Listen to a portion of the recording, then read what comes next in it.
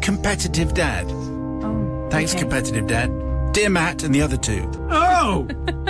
Surely not. This is a sport-based confession, so I'm asking for Matt's forgiveness particularly, and the fact that he normally forgives everyone. Yep. Also, you read out my wife's confession recently. Hers was the stressed mum confession. The coming down the steps? Coming down the steps with the dress and the wind and all that kind of stuff. So in true Competitive Dad fashion, I want a smart speaker as well. We are lucky to have two children who are wonderfully different. Whilst our younger appeared to be born with a football stuck to his feet, our elder hated sport and quite honestly was rubbish at it. Couldn't throw, couldn't catch, couldn't run. This was never a problem, didn't bother him. He had lots of other talents, but over the years I did give him the chance to try lots of sports with the hope that he may find one that he enjoyed. I tried cricket, golf, tennis, amongst others. He showed no interest. Till one day I took him to the local squash club. He wasn't very good, but importantly, he really enjoyed it. And Sunday afternoon squash became our thing. With some various rules over the years, Dad playing left-handed or only scoring on every other point, we could have some competitive matches. As I said, my oldest son had other talents, and we were very proud. When he went to university, I was even more proud when he said he joined the uni squash club. He's, excuse me, he said this was mainly for the social side, because they had some drinking game called circling and drunk pints of purple.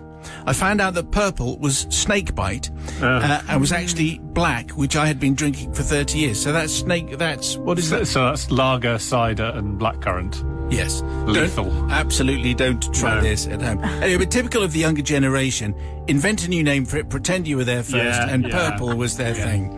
Anyway, as I said, he joined the squash club and I was really enjoying university. And when he returned home for the summer, we resumed our Sunday afternoon squash. I was so pleased to find out that it wasn't just for the social side. He'd actually been playing squash twice a week and had lessons. And his squash had massively improved. As hard as I tried, I could no longer beat him at squash.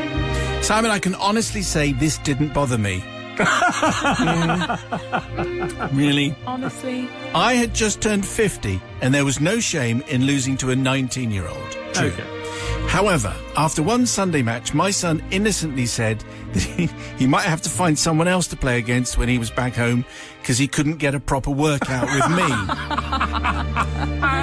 He may have to play his younger brother. Well, that hurt, I have to tell you, all those years playing him with my left hand, and now he wants a new squash partner. I wasn't having any of that. So I put a plan into action. I knew my son would have a big Saturday night out before he returned to university, so I suggested a last game of squash on the Sunday afternoon the next day. I then suggested he had his mates around for pre-drinks, or prees as I believe they're referred to, and I would drop them into town. I smiled as I dropped off 4 slightly unsteady friends to their town visit. I got home and had an early night and smiled again when I heard him stagger in at 4 o'clock in the morning. So at 10:40 a.m. Sunday morning, I banged on his bedroom door. Oi, are you ready for squash? It's booked for 11. Oh! I thought you said it was this afternoon, mumbled the reply.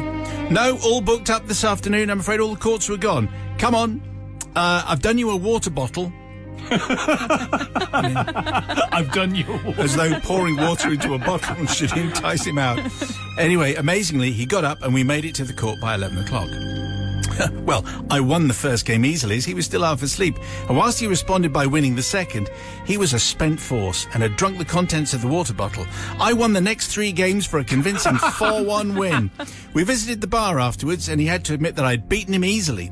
Dad could still give him a run for his money. He had, of course, underestimated me. Well, Competitive Dad says, Simon, as the saying goes, age, experience and a little treachery will beat youth and enthusiasm every time. And so I must now beg for forgiveness from my son. You see, I may have encouraged him to start drinking early on purpose, and there may, after all, have been courts available in the afternoon. And I might have just filled the smallest water bottle that I could find, but I did need to do something to level the playing field and beat him just one last time. I think there's a little hint of desperation there in Competitive Dad. He remembers every score, he remembers every game, he remembers every stroke. He finally gets to beat his son, at squash. One more time, Sister Katie Susie. Well, as somebody blessed with a dad who is apparently good at absolutely everything, those wins mean a lot. And if I would not want those taken away from me, those are some of my proudest moments when you beat your dad at something.